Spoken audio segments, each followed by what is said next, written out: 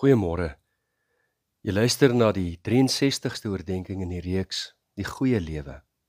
Ons praat vanoggend verder oor die etenstafel.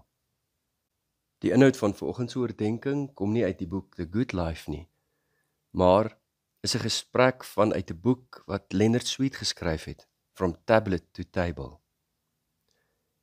Die gemiddelde duur van etenstye in die 1950s was 90 minute. 'n uur en 'n half om die etenstafel. Kan jy self daardie Sondagetes op die plaas onthou, wat maklik 2 ure geduur het? Almal wat om die tafel sit en kuier en lag en stories vertel. As kinders het jy aan die groot mense se monde gehang. Jou oupa of grootoupa wat jy nie eens geken het nie, nooit ontmoet het self nie, het jy geweet van, en deur hulle stories het jy hulle leer ken. Vandag is die gemiddelde duur van etenstye 12 minute. Die etenstafel gaan om baie meer as mense wat om 'n tafel sit, kos in hulle monde stop en weer aangaan. Hier is dieperliggende kragte aan die werk. Daar is navorsing wat daarop dui dat gesonde gesinne en die kinders van daardie gesinne 'n gemeene deler het. Hulle eet gereeld saam aan tafel. Navorsers het bevind dat die nommer 1 faktor by kinders wat fisies en geestelik gesond is, akademies presteer en goeie maniere het, kinders is wat gereeld saam met hulle gesinne aan tafel sit en eet. Die nommer 1 faktor wat kinders se woordeskat bepaal soos wat hulle ouer word, is juis kinders wat gesinseetes rondom die tafel geniet.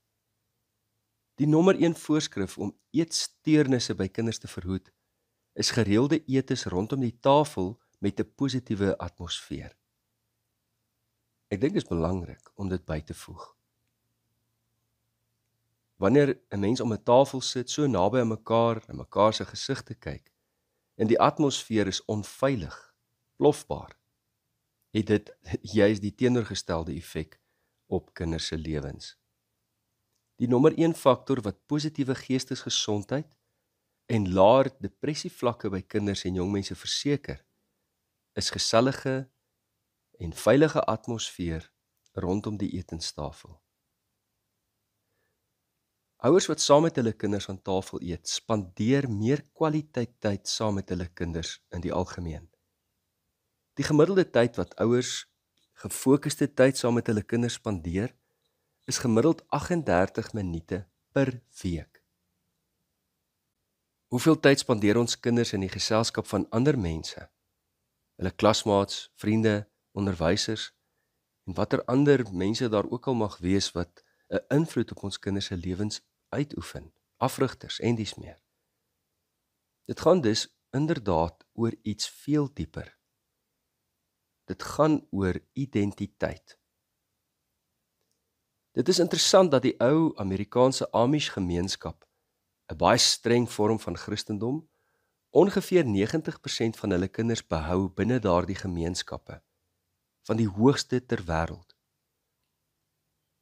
Wanneer 'n kind 18 jaar oud word, word hulle in die wêreld ingestuur met die opdrag: gaan besluit nou self of dit is wie jy wil wees. Maar luister mooi. Vir die eerste 18 jaar laat hulle 'n kind nie oor om hulle eie identiteit te gaan vind nie. Rondom die etenstafel, wat sentraal staan in daardie gemeenskappe, word die gemeenskap se verhaal vertel, Bybelse verhale vertel. En dit word so vertel dat die kinders self deel is van daardie verhaal.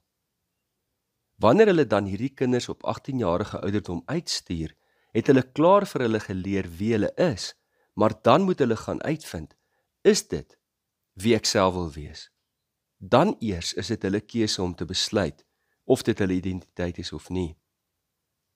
Wat so aangrypend is, wanneer daardie kinders weggestuur word uit die gemeenskap, dan bly hulle 'n plek aan die tafel dek met 'n oop stoel daarby vir die dag wanneer daardie kind terugkeer. Identiteit word nie aan toeval oorgelaat nie. Die Jode verteenwoordig 0,0185% van die wêreld se bevolking. Ek vermoed Dis nou nog 'n kleiner persentasie sedert die boek van Leonard Sweet geskryf is. En tog het hulle 'n groter impak op wetenskap, mediese uitvindings, literêre werke, kuns en so meer as enige ander bevolkingsgroep op aarde. Dink aan die volgende. Tot op hede is meer as 20% van alle Nobelpryswenners Joods. In velde soos fisika, chemie, geneeskunde en ekonomie is die persentasie so hoog soos 30%. Joodse akteurs, regisseurs en vervaardigers is geweldig prominent in Hollywood en die aantal filmpryse wat aan hulle toegeken word, disproporsioneel hoog. Toe navorsers hierdie vraag vra, waarom? Wat is dit wat maak dat Jode soveel meer van hierdie pryse inboesem? Wat sou die rede daarvoor wees? Ja, die Jode lê 'n baie groot klem op opvoeding en intellektuele prestasie. Hulle het baie sterk gemeenskapsnetwerke wat mekaar ondersteun en natuurlik help om geleenthede te skep. Maar die een gemeene deler wat telkens in die navorsing opkom, al krap die ouens kop daaroor is, Joodse kinders word groot rondom 'n etenstafel waar hulle identiteit geborge is. Hulle weet wie hulle is. Die Jode en die Amish gemeenskap sal nooit doen wat ons in westerse beskawings doen nie. Ouers in die weste dink dis 'n goeie idee om vir 'n kind te sê van kleins af, jong, ek gaan die identiteit op jou afforceer nie. Jy moet self in die wêreld gaan uitvind wie jy is. Gaan vind uit wat is jou identiteit. Gaan skep jou eie identiteit. Joodse kinders sit om die tafel. En wanneer hulle stories vertel word dit so vertel dat hulle nie alleen die stories hoor nie, maar die storie word hulle storie. Hulle word deel van daardie storie. Dit is immers hulle storie. Dit is so dat die etenstafel, en ek praat nou uit ervaring, dat die etenstafel soms in chaos ontaard. Die een val die ander een in die rede en bekla hulle lot. Dan wil hierdie een nie hierdie kos eet nie en daardie wil nie daardie kos eet nie. 'n Kind val op hulle arm neer en sê, ek is moeg. Julle weet waarvan ek praat. Maar ek onthou iets wat Hetty Brits gesê het wat my diep geraak het.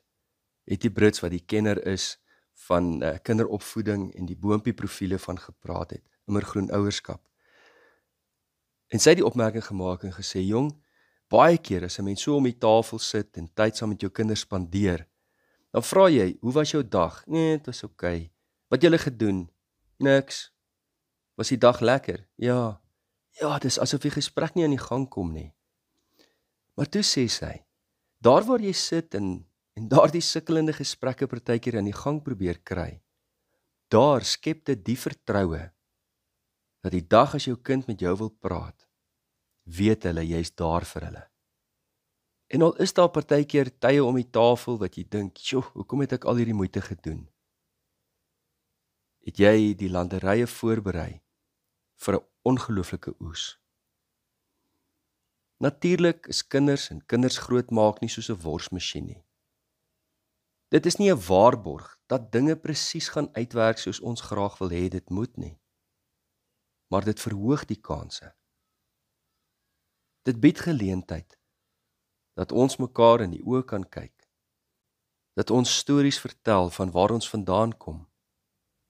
Die sentrale storie van ons geloof.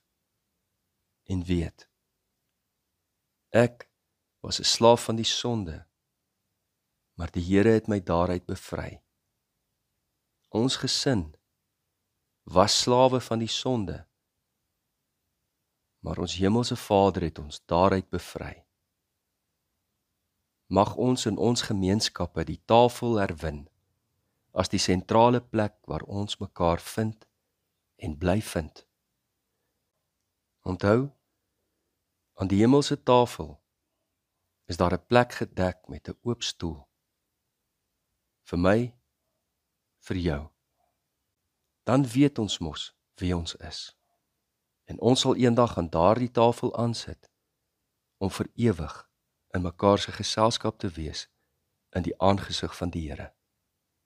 Kom ons bid saam. Hemelse Vader, ons vra dat U ons sal vul met U Heilige Gees, dat ons die vrug van U Gees in ons lewe sal bly beoefen.